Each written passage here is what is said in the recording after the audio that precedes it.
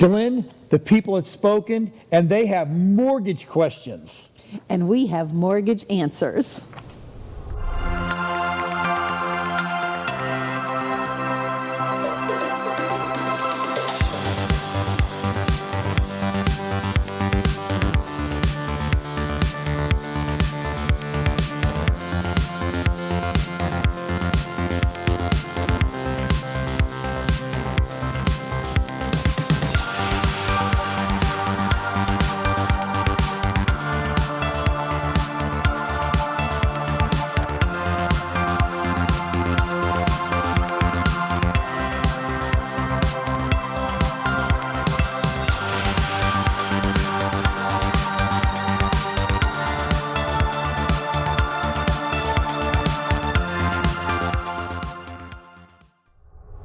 Good morning and welcome to Moving Forward TV. I am not Barry Horvath, and this is...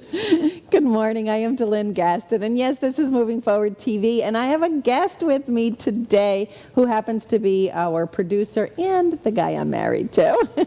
So, through the years of doing this show, one of the segments that I really like to do a lot is when people have questions, and you know, the show goes out on the internet, so it's really what you like to call interstellar. I've never gotten a question from this space station, but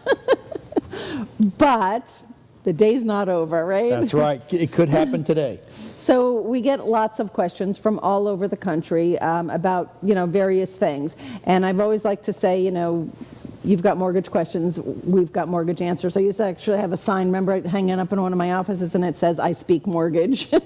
She does, fluently. And, and sometimes people will say, well, what do you do for a hobby? I do mortgages. That's hard what mortgages. I do. That's her hobby, the hard mortgages. No, please don't. She's very good at it. Anyway, so we definitely have some questions that have come in, and I figured that we would just kind of do a rapid fire. John's going to help me out here. Did I introduce you? I'm John. Yes, yeah, he knows. Everybody knows. Everybody knows you. Oh yes, everybody knows John. Everybody knows. So he's gathered some of the questions together that get emailed in, and we're just going to kind of fire through them. So, let's just jump into it, because the number one question, right, is how do I know how much I qualify for? That's a big one. That is the number one question, the biggest question that we get. And I started with that one intentionally when we were kind of arranging what we should do here, because it is going to take a little bit. Okay, so a lot of times, I can remember when I was 18 years old, I said, oh, I want to buy a house. And at the time I made $200 a week, and that was a lot of money to me at the time.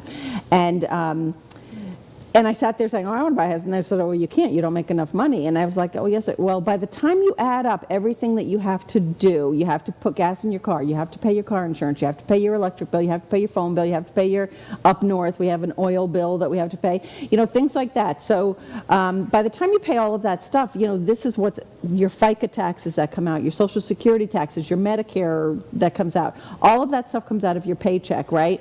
What's left at the end, and that's kind of what we're zeroing in on. We use gross income in the mortgage world. So I've put up some numbers here. We use the gross income. So let's just assume we have husband and wife, two people working, and they make $50,000 each. So we have $100,000 on our numbers. There we go. $100,000 divided by 12 months, and that's gross. We're going to use the gross. And then what we do is we multiply that number by 45%, and you can do this on your own so that it gives you a rough idea of where you qualify for. So multiply that by 45%, because the other portion, the other 55%, is what's going to pay the gas in your car insurance, your electric bill, your water bill, things like that. So 45% of that is $37.50 in this case per month. Again, we're doing everything on a monthly basis because it's a monthly mortgage payment. We're trying to figure out how much monthly mortgage payment can you afford to pay based on your income. So let's say you have a car payment for $450. You both have a car payment, you and your spouse, and the other car payment is $399. You have student loan, and it's $200 a month, and then you have credit card payments. On credit card payments, we only use the minimum monthly payment. So I'm just doing some estimated numbers here, about $150. 3 cards, $50 a month, something like that. So the total of the debt, those debt items right there, total $1,199, so just about $1,200. So you're going to subtract that out of that $3,750 up at the top there. So the maximum mortgage payment, monthly mortgage payment that you can afford, and this has to include the taxes on the house, the insurance on the house, if there's PMI on the house, private mortgage insurance, and any HOA fees that might be. So the maximum these people can afford is $2,550 per month. That's it. That's it. So when people say, well, the next question is, how much house does that give me? Good question. Because that's when people say, oh, you qualified for $300,000. No, you qualify for $2,550 a month. That's what you qualify for. What makes up that $2,550 depends on how much are the taxes going to be, how much is the insurance going to be, how much is the HOA fees going to be. We don't know because you haven't found a house yet, right? So we don't know. So right now, and we all mortgage people do this the exact same way. Right now, we're just doing some estimated figures, just some estimates. I'll say to people, where are you shopping? Where are you buying? Are you looking in Hillsborough County? Are you looking in Pasco County? Are you looking in Pinellas County? You know, because taxes vary place to place. So the next screen that I have up, this shows us on the maximum amount of $2,550 that you qualify for. Let's assume your real estate taxes are $2,400 a year, $200 a month. Insurance is about $1,800 a year because it's been going crazy lately. So let's assume the insurance on the house is $1,800 a year or $150 a month. And then this property that you're looking at, nice house, and it's got monthly HOA fees of about $125. So that leaves all that you can afford, principal and interest, and principal and interest is what pays back the loan. So the principal and interest, maximum principal and interest you can afford is $2,075. We plug that into the financial calculator, and I have a tool, I have a little app that I can send you, a mortgage qualifying thing, that you can do this yourself. Plug that in, and we work it backward, and it comes up with my next screen. Based upon this, assuming a 30-year mortgage, assuming interest rates, yes, they have gone up at 4.5%, the maximum loan amount, based upon everything we just went through, that you can afford is about $409,000. That is your maximum loan amount, and then you would add your down payment. If you're putting $50,000 down, then you're looking at a $459,000 house that you can afford. You put your $50,000 down, you got $409,000 left on your mortgage, and you should qualify just fine. And then I put this up because people need to know and understand that since January 1st, the difference, interest rates have gone up about 1.25%. So I just did a rough 1%. Just since January 1st, they've gone up about a full 1%. It's a little more than that now.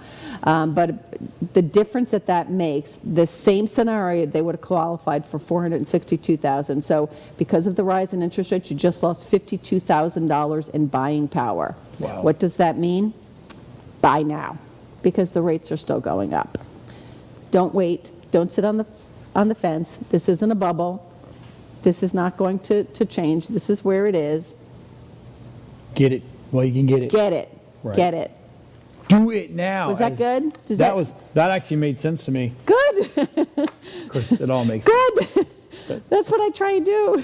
That does make sense. So, okay, so let's jump next. Okay, because we have a lot, right? Yes. What is the difference between pre-approval and a pre-qualification? Good question. And that is one that we get a lot. So I get a lot from realtors, sometimes from consumers as well. The big difference between a pre-approval and a pre-qualification. A pre-qualification, when I first talk to someone, I'm going to walk through all of this on the phone with them. And I'm going to be doing all of these calculations as they're talking to me. And I'm going to ask them about how long have you lived there? What do you do for a living? How much do you make? Are you hourly? Are you salary? And all of that. And I'm doing all of those things verbally. That's a pre-qualification. We get to the end of my little sheet that I'm creature of habit. I've been doing it the same way I do it all by hand. I've been doing it the same way for 40 years. Get to the end of the sheet. Congratulations, you're pre-qualified. Ta-da! Right. Pre-approval is then I'm going to request documents from them. Basically, everything they told me, they got to prove. Right. So give me your pay stubs, give me your W-2s, give me your tax returns, things like that, self-employed people or something like that. All of those factors, give me the bank statements and everything. I take a look at all of that stuff. We run it through an AUS, automated underwriting system, comes back and it says, yes, you're approved. Now you have a pre-approval. That's better to go into. That's better to go into because that means that this is, I verified everything. When it's just on the phone, you'd be surprised how many people will say to me, oh, I make $50,000 a year. Right. That's why I ask a lot of questions. Then I find out when I ask up front, so I don't get, but in the past, when they send their stuff in, they don't make $50,000 a year because it's a 1099 and they write off $40,000 of that $50,000. So they make $10,000 a year. So that's crazy. Okay, but so here's one that this is the one that I always hear. I know you drives you guys crazy. What is the difference between an FHA and a conventional loan? Right. So first of all, I want to clarify when we say the words conventional. I know I've said this on the show before, so I'm sorry if you already know this and you've already heard me say this, but conventional loan is Fannie Mae and Freddie Mac. So a lot of times you'll hear the lenders say we have to run it through Fannie Mae, we have to run it through Freddie Mac. You've heard the phrases Fannie Mae and Freddie Mac. That is conventional. I've had realtors say to me, oh, we're not going Fannie Mae, we're going conventional. Same thing. Conventional loans means Fannie Mae and Freddie Mac. FHA is the Federal Housing Authority. FHA. FHA is a government-backed program. Fannie Mae and Freddie Mac, conventional, was private. Was because after the real estate crash of 2000, mid-2000s there, the crash happened over a course of several years. The government kind of stepped in to support Fannie Mae and Freddie Mac. But the difference is on a conventional loan, Fannie Mae and Freddie Mac, versus an FHA loan, both of them have minimum down payments. The biggest difference between the two of them, and I don't want anybody to, some of the sad things I'm seeing lately in this market is that they're not accepting FHA contracts because they think it's going to appraise differently. No, it's not. An appraisal is an appraisal. The FHA appraised value is not going to come in any different than the conventional. Keep in mind, it's not an exact science. An appraisal is an opinion of value, and it's that appraiser's opinion based upon the comparable properties in the area that they found. Some appraisers might use this comp, other appraisers might use this comp, whatever it might be. So the appraisers should come in about the same place with either an FHA or a conventional appraisal. As far as the loans go, FHA has mortgage insurance on it, and it will always have mortgage insurance on it for the life of the loan. You've heard of PMI. PMI is private mortgage insurance. That's what Fannie Mae and Freddie Mac use. And basically what it is, because I know we're getting to the PMI question here. That was my next question is what is PMI and why do I have to pay it? Right. I'm going to roll right into that. So with PMI stands for private mortgage insurance. Anytime you put less than 20% down on a property, it's required. Basically, it's insurance for the lender. In case you default on the loan for any reason, the lender isn't going to take the whole $400,000 hit themselves. The insurance company is going to pay a portion of that. A small portion of it, but they're going to pay a portion of it. It's risk insurance for the lender. On an FHA loan, it's there. It's not private. It's through the government, so it's just called MI instead of PMI, mortgage insurance. And it's there for the life of the loan. On a conventional loan, which goes into another question that came up, was can it go away?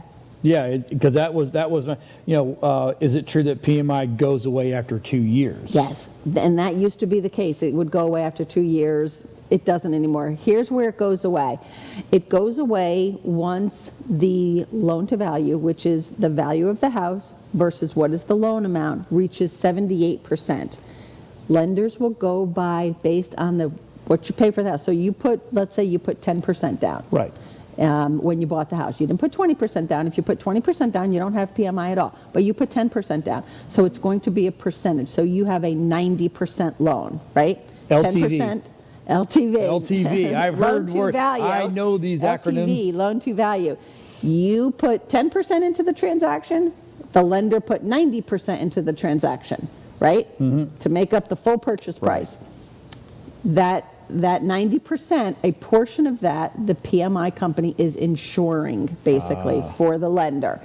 And once your balance is paid down to 78% loan to value, just under the 80%, right, that's when the PMI can go away. If the values, like they have been in this last year or so, been increasing radically, you can, and it is a lender, it's up to the lender or the servicer at the time, you can petition to have your PMI drop. Said, you know what, my house is now worth $600,000. I owe you guys $400,000. Can you get rid of my PMI? They're going to want to do an appraisal of the property and such. They're going to want to make sure that you have, in fact, made all of your payments on time, right, things like that. And it is up to them. But yes, it can go away. Not the case on an FHA. Stays forever. Stays forever. It used to go away, but they changed that about 5 years ago. What if you refi out of it? You can always do a refinance out of either one of them. Oh, that's awesome. Yeah. Okay. So, I'm retired. Can I still get a mortgage? Like say I'm 78 years old. Yeah. Can I get a 30-year mortgage? Yes, and I guess because I've been doing this for so long, it's kind of funny. I don't realize, sometimes people don't realize that Social Security income and pension income counts. Right. People say, oh, I can't get a mortgage because all I get is Social Security. Right. That's income. We are absolutely allowed to count that. That always surprises me, and I guess because I just, I don't think that people don't realize that. So, yes, absolutely, you can get a mortgage. Pension income counts, Social Security income counts, distribution income from your 401k or whatever. If you take a monthly distributions and such, in many cases that can count. So yes, you can still get a mortgage. There you go. See, so I had this is I'm going to skip over this next one. How much are actual closing costs? Because I hear people go, oh, There's closing costs are crazy, right? Yeah. Yeah. That's all she wants to say is yeah. So I know it's actually one of my favorite topics to talk about, just because. Do we have time? No. Yeah, I know. Okay, I'm gonna give the short version, and this is what I say. If you've been one of my clients and you've heard me talk on the phone like this a million times, he has, because he's been married to me for a long time, so he's heard this being answered many times. I break closing costs into two parts.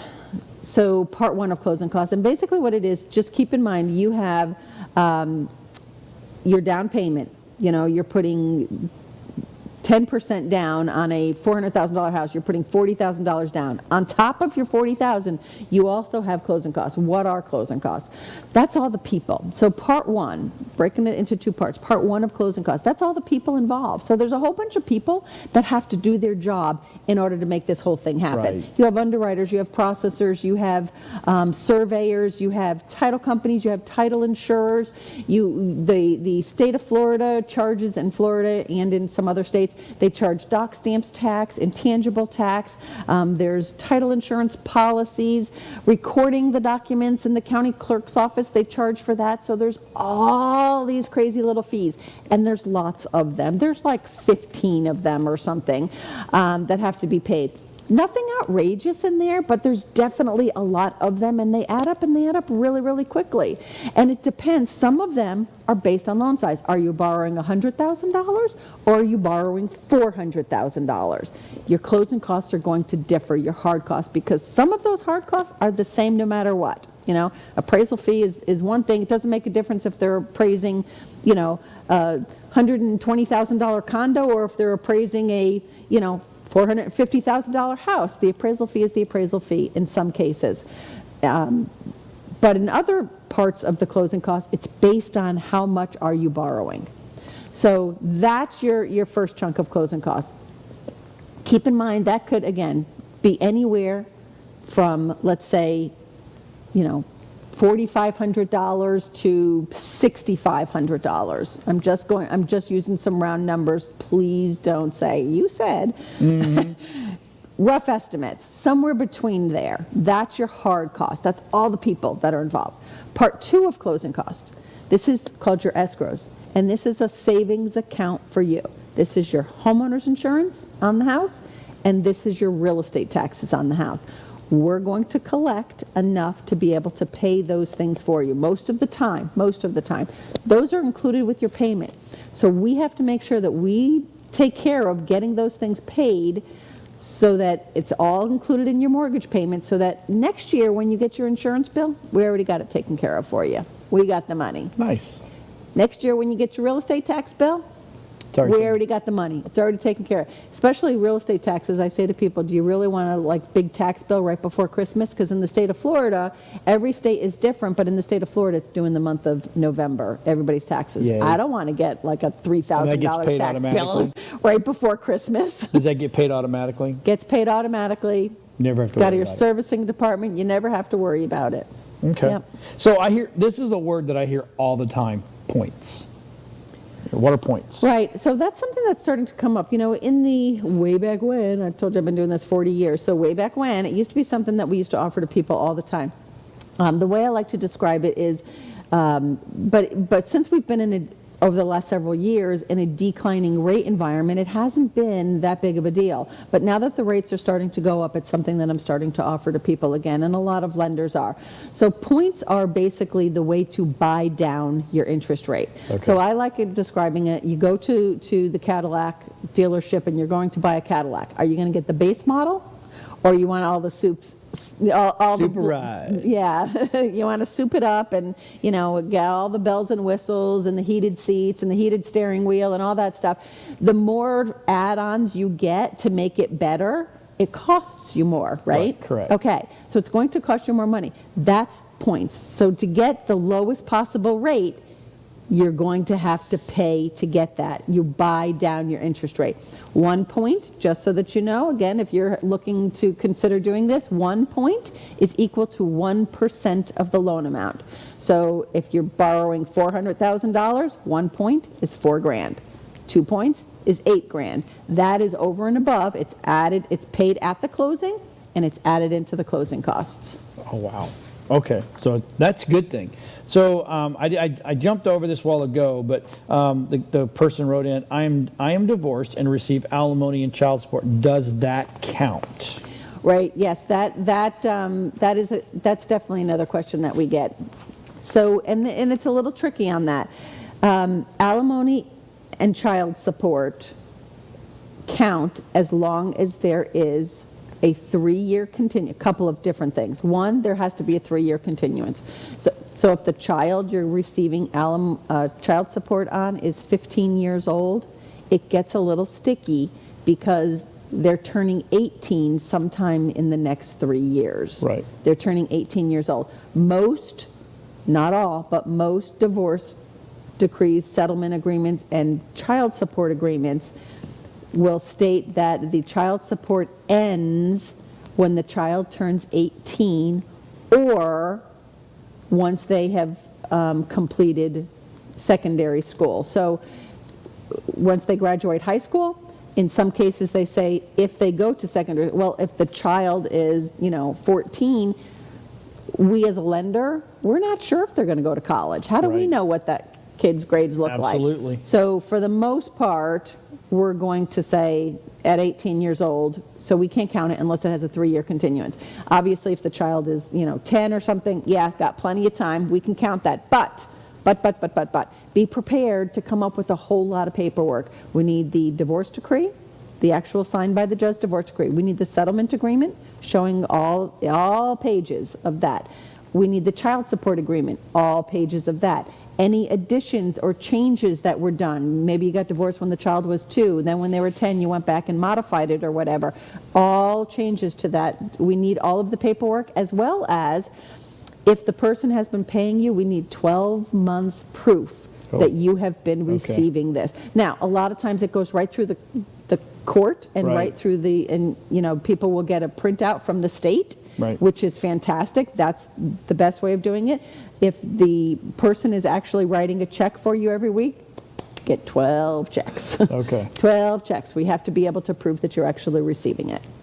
Wow. All right, so the last question I have here is, what is the difference between a home equity loan and a home equity line of credit? So since everybody's values have been going up again, in the last year, we've all gained like at least $100,000 in value of our house, right? So everyone's like, well, should I take out a home equity loan? Home equity, the difference, but just so that you know, a home equity loan is just like a car loan or something.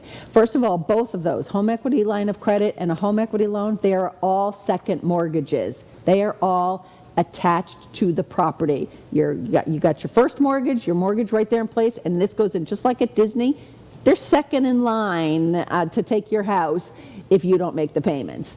So it is a lien on your house. A home equity loan is usually fixed, and they're going to disperse. You get a $50,000 home equity loan. They're going to disperse all $50,000 to you right away, and you start making payments on that $50,000 right away. On a home equity line of credit, it's like a nice little checkbook. So you want to put a new $10,000 roof on, you write a check for $10,000 to get the roof done. You're only paying your payment based on that $10,000, whatever money you used out of that equity loan. And then you can start paying it back as well. So that one's a lot more flexible, but it's usually on an adjustable interest rate. So and as the market goes up, it goes up. Market goes down. Yeah, your rates, especially in a rising rate environment. Yeah, but if you don't need it for everything, or maybe you are only doing, it's nice to have that $50,000 line of credit sitting there, but you need a new air conditioner, so you're only paying on $5,000, not the $50,000 on the loan. Okay. Well, there was one more question, but I don't know if you have time for that one. It was about the new cash offer type conventional loan. That's definitely something. That's a show unto itself. It is. So there is something out there lately, and I know some of you realtors have been seeing it, I believe, come in on some offers. There's a program, it's called a ribbon program, where it comes in as a cash offer. The real short version of that is if the buyer can't come forth with the mortgage doesn't close on time or whatever, they're guaranteeing that the investor is going to come through with the cash. Ooh, so we can do a whole show on that. You and Barry. We can, and we I'm should. not Barry.